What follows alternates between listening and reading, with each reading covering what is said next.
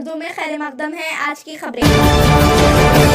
नीलम मधु कांग्रेस उम्मीदवार मेदक हल्के पार्लियामेंट के परचम नामजदगी के मौके पर जलसे आम से रियासती वजीर जंगलात कोंडा सुरेखा और साबिक रुकन असेंबली संगारेड्डी जग्गारेड्डी का खिताब। అందరికీ నమస్కారం।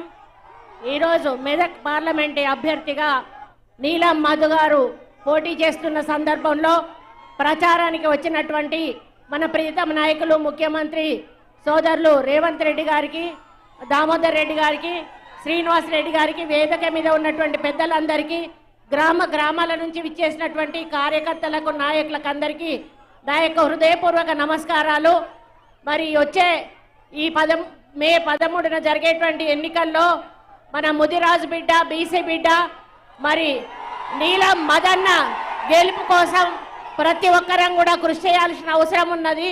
మన ముఖ్యమంత్రిగా రేవంత్ రెడ్డి అన్న ప్రమాణ స్వీకారం చేసిన తర్వాత నిరుపేదల కోసం ఎన్నో సంక్షేమ అభివృద్ధి కార్యక్రమాలు చేపట్టడం జరిగింది।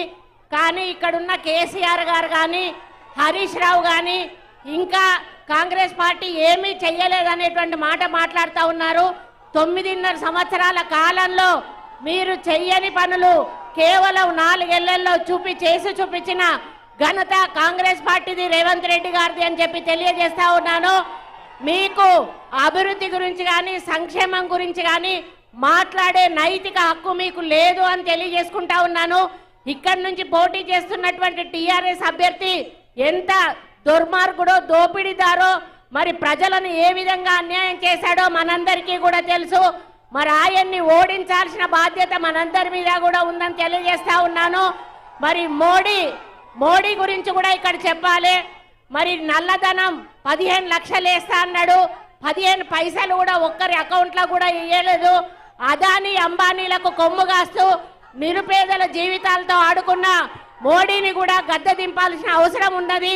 కాబట్టి అందరూ కూడా మరి మన నీలం మధు బీసీ బిడ్డ, నిరుపేద కుటుంబం నుంచి వచ్చిండు, తల్లి తండ్రి లేరు, మరి మీరే తల్లి తండ్రిగా మీకు సేవ చేసుకోవడానికి మీ ముందుకు వచ్చాడు।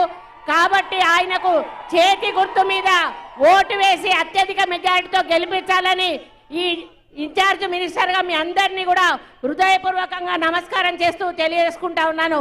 జై కాంగ్రెస్, చేతి గుర్తుకే రేవంత్ అన్న గారి నాయకత్వం, సోనియా గాంధీ గారి నాయకత్వం, రాహుల్ గాంధీ గారి నాయకత్వం, ప్రియాంక గాంధీ గారి నాయకత్వం, నీలం మధు గారి నాయకత్వం, చేతి గుర్తుకే। సోదరులారా, కార్యకర్తలారా,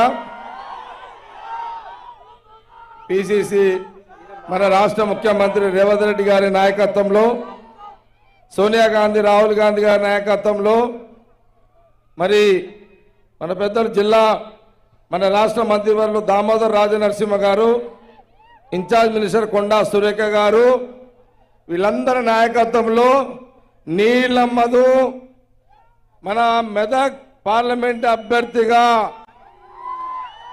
సోనియా గాంధీ, రాహుల్ గాంధీ, రేవంత్ రెడ్డి గారు డిక్లేర్ చేసిన సంగతి ఈరోజు నామినేషన్ రావడం జరిగింది, మనందరూ కూడా తెలిసిన విషయమే। ఒక విషయాన్ని మీ అందరు కూడా తెలియజేస్తుంది ఏంటంటే, గత 25 ఏళ్ల కిందట ఇది ఇందిరమ్మ పార్లమెంట్, ఇది మీ దగ్గర కసి ఉందా? కసి ఉందా? కసి ఉంటే ఒల్లుడు కాదు, ఓట్లు పడాలి నీలం మధు కాంగ్రెస్ పార్టీకి। మనమందరం కూడా 25 ఏళ్ల తర్వాత ఈ పార్లమెంటులో మెదక్ నీలం మధు కాంగ్రెస్ పార్టీ అభ్యర్థిని మనమందరము, కాంగ్రెస్ పార్టీ నాయకులము, కార్యకర్తలము, మనమందరం కూడా ఈ మెదక్ పార్లమెంట్ ఛాలెంజ్ గా తీసుకొని ఎట్టి పరిస్థితుల్లో అటు సిద్దిపేట నుంచి సంగారెడ్డి వరకు ఓట్లు దంచుడే దంచుడు।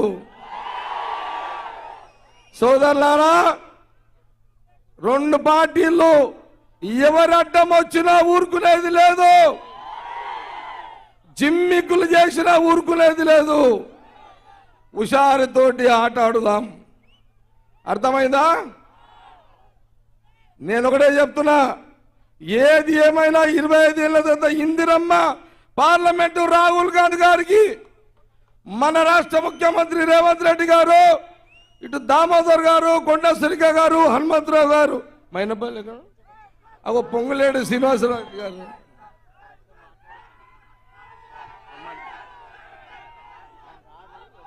మైనంపల్లి హనుమంతరావు గారు, ఒక విషయం గమనించుకోండి, సంగారెడ్డి నేను చూసుకుంటా,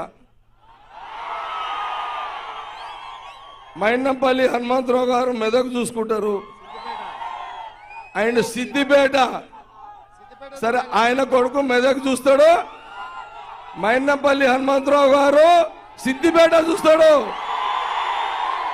సిద్దిపేటలు ఉన్నారా ఆయన? మీ దమ్ము చూపెట్టండి. దేనికైనా నేను, దామన్న, కొండ సురేఖ, జగ్గారెడ్డి మీకు అందుబాటులో ఉంటాము. రేవంత్ రెడ్డి ముఖ్యమంత్రి మీద చూసుకుంటాడు. గవర్నమెంట్ మనది ఉన్నది. పోలీసు వాళ్ళకు భయపడకుండే.